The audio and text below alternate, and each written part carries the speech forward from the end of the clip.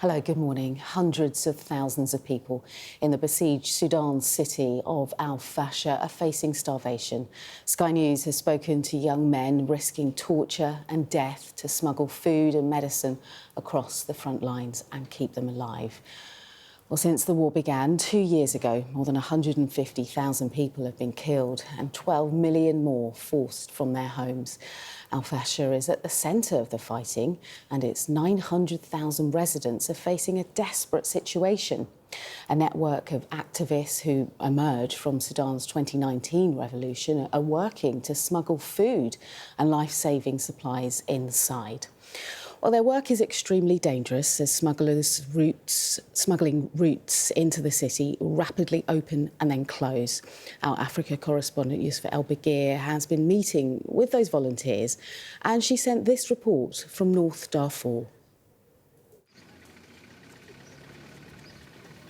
Donkeys, pickup trucks, and even on foot. Volunteers are breaking their backs and risking their lives to get food into the famine-ridden besieged capital of North Darfur. We meet two food smuggling coordinators in secret. Young men tasked with making sure life-saving supplies reach families in Fashir. Their phones won't stop ringing, and then the bad news arrives.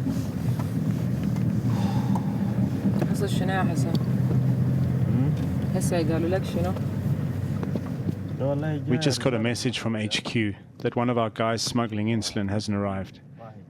He's likely to have been killed. How many volunteers have you lost? I can't give you an overall number, but this week alone we've lost 30 volunteers. 30?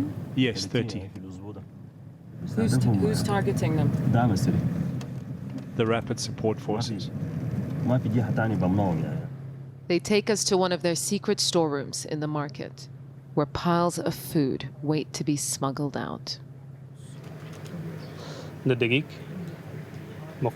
is flour, this is pasta, there's flour over there, that is sugar. This is from Libya, but we bring it in through Chad. And this is salt. We don't get much beyond the bare essentials, so people can eat and not starve to death.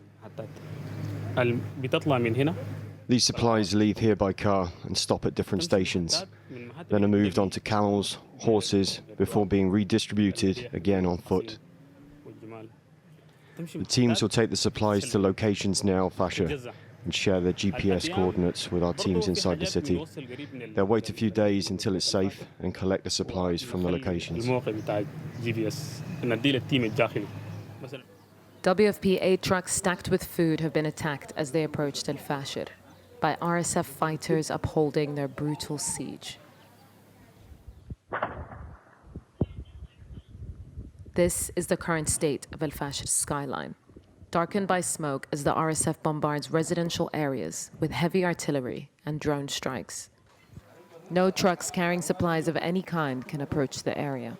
Everything is now riding on volunteers to smuggle in food and medicine to save thousands of civilians eating animal feed to survive. Aid workers and the drivers of these trucks face the same dangers that volunteers face trying to get food into RSF-held areas and Fashir during the siege.